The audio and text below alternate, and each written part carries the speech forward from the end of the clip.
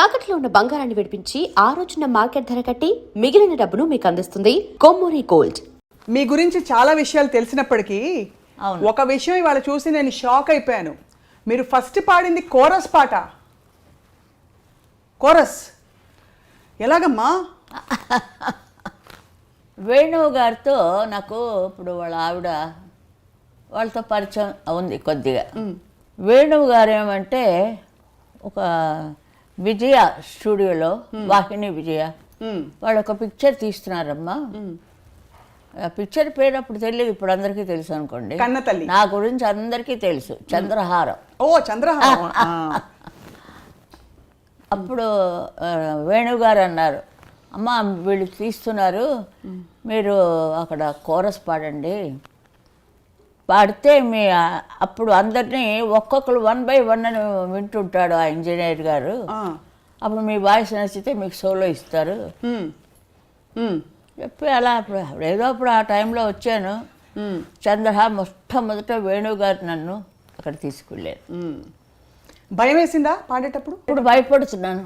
అయ్యో అమ్మా, నీతో మాట్లాడడానికి భయపడుతున్నాను. అయ్యో co singer, very good singer, classical తిట్ట.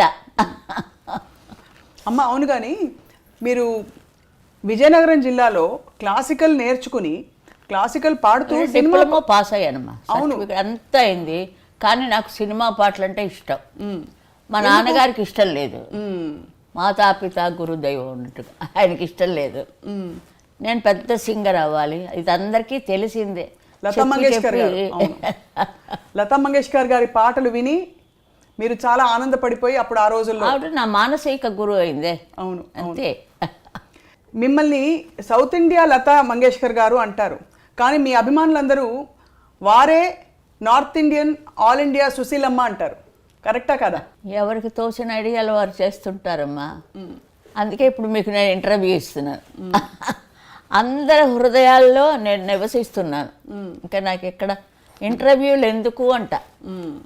ఇంటర్వ్యూలు ఎందుకంటే అమ్మా, మీ జీవితం ఎంత గొప్ప జీవితమో మళ్ళీ మళ్ళీ మళ్ళీ తలుచుకోవాలనిపిస్తూ ఉంటుంది, మళ్ళీ మళ్ళీ చూసి తెలుసుకోవాలనిపిస్తుంది. అందరికీ కనపడేది గొప్ప జీవితం, బయట చూసేది అందరూ మనకు తెలిసిందే. ఇండస్ట్రీ గురించి ఇదంతా తెలిసిందే.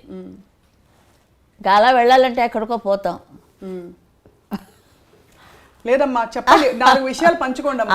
ఇప్పుడు నేను చెప్పేది ఏంటంటే, అందరి మనసుల్లో నేను ఉన్నప్పుడు నాకు ఒక భారతరత్న ఎందుకమ్మా? ఎన్ని ఇస్తే సరిపోతుంది భారతరత్నాలు? అందరూ నన్ను అంటుంటారు భారతరత్న అంటుంటారు.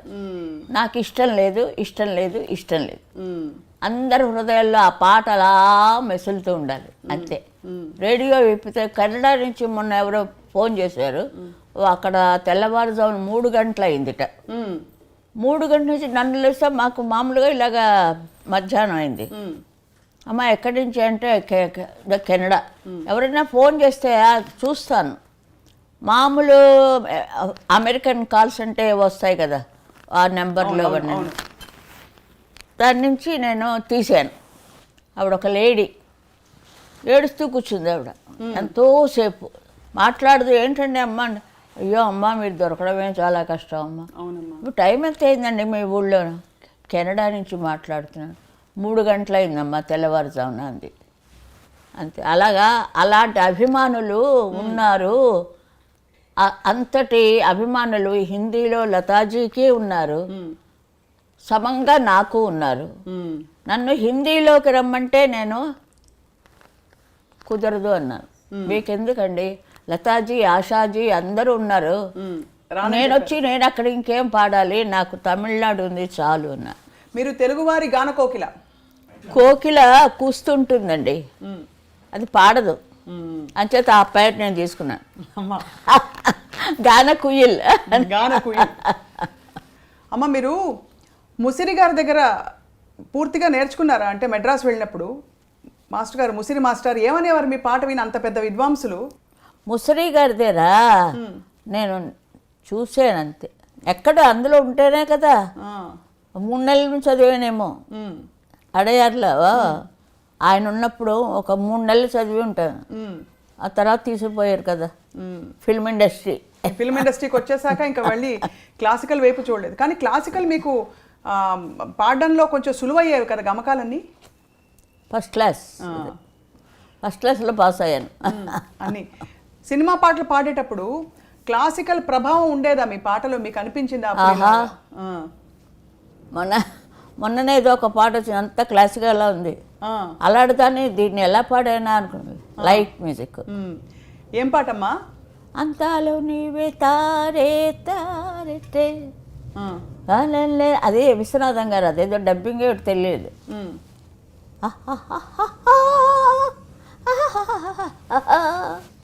ఎవరు పడతారు? స్వరాలు కరెక్ట్ గా పడాలి. అదే స్వరాలు రాసుకోవచ్చు. నేను పాడితే హమ్మింగ్లు స్వరాలు రాసుకోవచ్చు.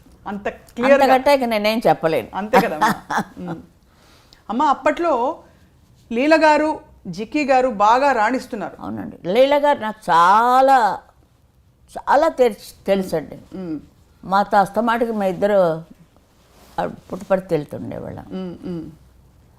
జిక్కీ గారు నేను రిహార్సల్కి వెళ్తున్నప్పుడు వారింటికి వెళ్ళి, అప్పుడు కార్లు గీర్లు ఎక్కడండి మాకు, బస్సులు ఆటోలు ట్రావెల్స్. సంగీతానికి వెళ్ళాలంటే 3rd క్లాస్లో ట్రైను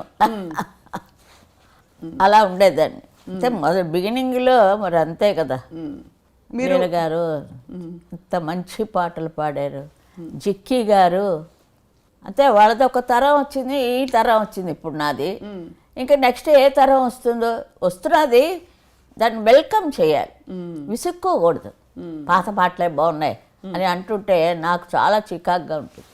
ఈ కొత్త పాటలు ఎందుకంటే మరి లీల గారు వాళ్ళు పాడింది నేనేమనాలి, మా తరం వచ్చినప్పటికీ ఏమనాలి అని.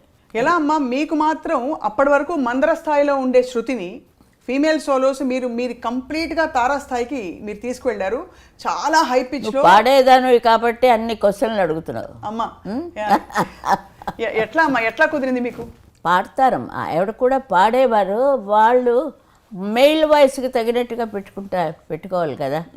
మెయిల్ వాయిస్ తోటి సరిగ్గా లేడీ వాయిస్ పాడలేదు కదా. అది నేను ఆ రికార్డ్ బద్దలు కొట్టాను అంతే. అంటే కొంచెం యంగ్ వయసు కదా. అవును అవును. ఏవిఎం స్టూడియోస్ వాళ్ళు నాకు మొదటి భిక్ష పెట్టారు. 3 సంవత్సరాలు కాంట్రాక్ట్ రాయించుకున్నారు కదా. 3 సంవత్సరాలు. అప్పుడు బయట పాడలేకపోయారా మీరు? పాడాను, దానికి సరైన ఆయన చెప్పారు. సరే వద్దులేండి, అందరికీ తెలుసు అది.